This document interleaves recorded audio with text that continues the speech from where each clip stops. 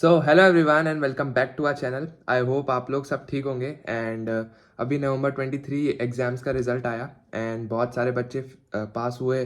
किसी का एक ग्रुप क्लियर हुआ, किसी का ग्रुप 2 क्लियर हुआ एंड कुछ लोग अनफॉर्चुनेटली पास नहीं हो पाए।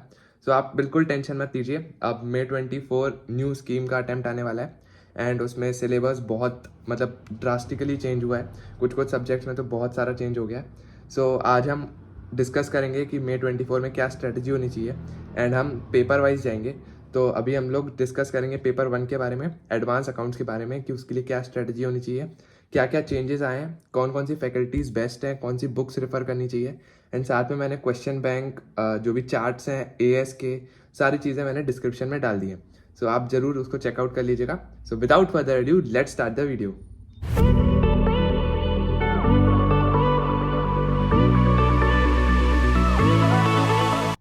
सबसे पहले बात करते हैं पेपर 1 एडवांस अकाउंट्स की।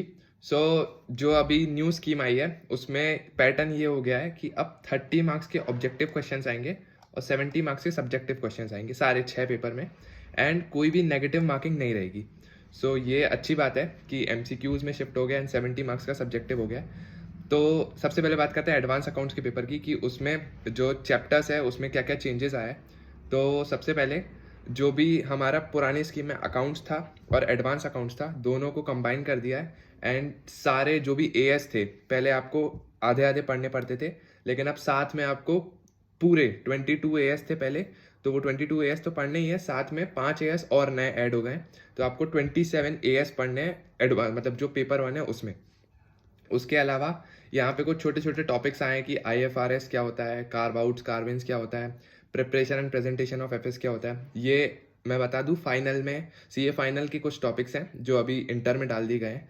फिर उसके बाद अलग से जो चैप्टर्स थे financial statements of companies, buy back, amalgamation, internal reconstruction, branch accounting, cash flow, investment accounting, तो ये सब डाल दिया इन्होंने। कंसोलिडेशन भी है।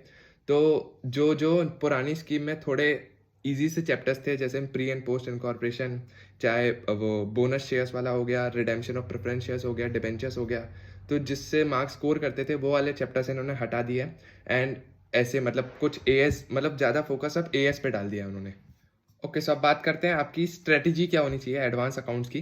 तो सबसे पहले मैं आपको बता दूं अभी 4 मंथ्स बचे हैं, अब मई में आपके पेपर होंगे। आपकी स्ट्रेटजी ये होनी चाहिए कि आपको पूरे 100% सिलेबस कवर करने में ज़्यादा फोकस नहीं करना है। आपको ये ट्राई करना है कि अगर आपका 75-80% सिलेबस भी हो रहा है और वो बिल्कुल अच्छे से हो रहा है तो आपको उसका ध्यान रखना है। आपको फुल सिलेबस करने पे नहीं जाना है। आपको ट्राई करना है जैसे कोई बड़े बड़े टॉपिक्स हैं और जिसमें बहुत ज़्यादा टाइम कंज्यूमिंग है तो आप उसको कम टाइम दे सकते हैं, और जो छोटे छोटे टॉपिक्स हैं जिसमें ज़्यादा मार्क्स आते हैं तो उसमें आपको ज़्यादा फोकस करना है। फिर सेकंड पॉइंट है राइटिंग प्रैक्टिस इज मस्ट। आपको क्वेश्चन बहुत अच्छे से सॉल्व करने हैं। तो उसके लिए मैंने एक क्वेश्चन बैंक है, 2 क्वेश्चन बैंक है इनफैक्ट, तो वो मैंने यहाँ पे डाल दिए हैं। जैसे कि एक ये है, ये कंपाइलर है पूरी, तो इसमें साथ में एमसीक्यूज भी है तो जो आप प्रैक्टिस कर सकते हैं, तो ये आपके लिए बहुत ज़्यादा हेल्पफुल होगी एंड ये पूरी न्यू स्कीम के बेसिस पे ही है तो आपके लिए बहुत ज़्यादा हेल्पफुल होगी ये। एंड साथ में एक और क्वेश्चन बैंक है तो वो भी आप चेकआउट कर सकते हैं। ये सब मैंने डिस्क्रिप्शन पे डाल दिया। फिर इसके बाद जो थर्ड पॉइंट है, अगर आपका ये सेकंड या थर्ड अटेम्प्ट है आपको फास्ट ट्रैक बैचेस के लिए जाना चाहिए, क्योंकि अभी तक जो आपने पढ़ा है वो ओल्ड स्कीम के हिसाब से था एंड आपको नहीं पता है कि चेंजेस क्या है, आपको नए पैटर्न में किस हिसाब से पढ़ना चाहिए। आई सजेस्ट आपको कुछ फास्ट ट्रैक बैचेस ले लेने चाहिए जो 1.5-2 महीने में कंप्लीट हो जाएंगे। तो कुछ फैकल्टीज़ है जिनके मैं बैचेस आपको सजेस्ट कर सकता हूँ। एक नितिन गोयल सर हैं जो PW क्लासेस के हैं, एक अंशुल अग्रवाल सर हैं जिनसे मैंने पढ़ा था, जो एकाग्रता सीए के हैं, एंड एक सीए जय चावला सर हैं जो भी स्मार्ट अकेडमी के हैं, जिनके बारे में मैंने सुना है वो भी अच्छा पढ़ाते हैं। तो आप ये फैकल्टीज़ को चुन सकते हैं फास्ट ट्रैक बैचेस के लिए। फिर इसके बाद जो अगला पॉइंट है, आपको सिलेबस कंप्लीट कब तक करना है कि आपके पास सफिशिएंट टाइम हो रिवीजन के लिए। तो आपका सिलेबस जो है मिड मार्च या मार्च एंड तक कंप्लीट हो जाना चाहिए, क्योंकि आपको एटलीस्ट 1.5 से 2 महीने चाहिए रिवीजन के लिए। अगर आपको उससे पहले भी हो जाता है तो बहुत अच्छी बात है। आपको रिवीजन के लिए टाइम चाहिए, मॉक टेस्ट के लिए टाइम चाहिए एंड जो भी थ्योरी वगैरह है सबको पढ़ने के लिए आपको टाइम चाहिए, तो आपको एटलीस्ट 1.5 से 2 महीने चाहिए। फिर उसके बाद अगला पॉइंट है अकाउंटिंग स्टैंडर्ड्स के लिए मैंने क्या किया है, कुछ चार्ट्स ढूंढ के रखे हैं एंड कुछ थ्योरी है वो ढूंढ के, थ्योरी आपको क्वेश्चन बैंक में मिल जाएगी। तो चार्ट्स मैंने ढूंढ के रखे हैं, वो चार्ट्स ये है, मैं आपको दिखा देता हूँ।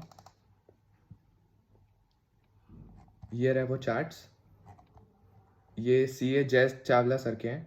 तो इन चार्ट्स से आपको बहुत हेल्प मिलेगी। ये रहे वो चार्ट्स। तो इसमें सारे मतलब एक ओवरव्यू टाइप का है कि आपने क्या पढ़ा है एंड आपको क्या क्या पढ़ना है अभी। सो ये आपके लिए हेल्पफुल रहेगा। ओके, सो अब बात करते हैं कि मैंने आपको बताया कि आपको 75 से 80% सिलेबस करना है, तो वो कौन से चैप्टर्स होने चाहिए जो कम टाइम लें और ज़्यादा मार्क्स देके जाएं आपको। तो उसके लिए मैंने कुछ A कैटेगरी टॉपिक्स लिख के रखे हैं एडवांस अकाउंट्स के लिए। तो सबसे पहला ये छोटे चैप्टर है, जैसे प्रिपरेशन ऑफ फाइनेंशियल स्टेटमेंट्स। इसमें पूरा balance sheet, statement of P&L, इसका क्वेश्चन आता है 5 से 10 मार्क्स का। साथ में कैश फ्लो स्टेटमेंट, जो आपने क्लास 12th में भी पढ़ा होगा, तो ये भी 5 से 10 मार्क्स का आता है एंड ये ईजी है, मतलब उतना टफ नहीं है, अगर आपने पढ़ा है तो आपको बन जाएगा। फिर इंटरनल रिकंस्ट्रक्शन, ये भी 8 से 10 मार्क्स का आता है, कभी कभी 15 मार्क्स का भी आ जाता है। फिर उसके बाद बाय बैक ऑफ सिक्योरिटीज़, ये भी अच्छे खासे मार्क्स का आता है। एंड इसके बाद जो सबसे ज़्यादा वेटेज है वो है अकाउंटिंग स्टैंडर्ड्स का, जो 30 से 35 मार्क्स के आ सकते हैं। मतलब अगर आप ये छोटे छोटे हैं जिनको आप पढ़ेंगे तो ज़्यादा मार्क्स स्कोर कर सकते हैं, जैसे AS1, AS10 PP, AS11, AS13 investment account बहुत इंपॉर्टेंट है, तो इसको आप बहुत अच्छे से कर लेना। साथ में PPE है, वो भी बहुत इंपॉर्टेंट है। फिर एम्प्लॉय बेनिफिट, ये एक नया वाला है। फिर borrowing cost, segment reporting, लीजेस, EPS, AS22 की मैंने एक वीडियो भी डाल के रखी थी, तो अगर आपको वो देखनी है तो आप चेकआउट कर सकते हैं, मैं आई बटन पे डाल दूंगा। एंड एक इम्पेयरमेंट ऑफ एसेट्स चैप्टर है जो नया आया है, एक AS आया है। तो अगर आप कहेंगे, अगर आप कमेंट बॉक्स में बता दीजिएगा अगर किसी पर्टिकुलर AS की आपको वीडियो चाहिए हो, तो मैं उस पर्टिकुलर AS पे वीडियो ला दूंगा, या फिर किसी चैप्टर की चाहिए हो तो आप वो भी बता सकते हैं मुझे। तो ये आपकी स्ट्रेटजी होनी चाहिए एडवांस अकाउंट्स के लिए।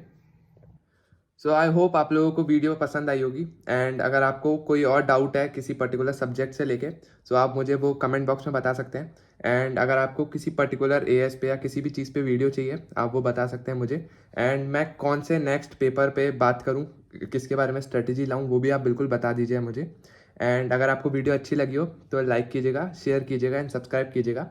And thank you for watching.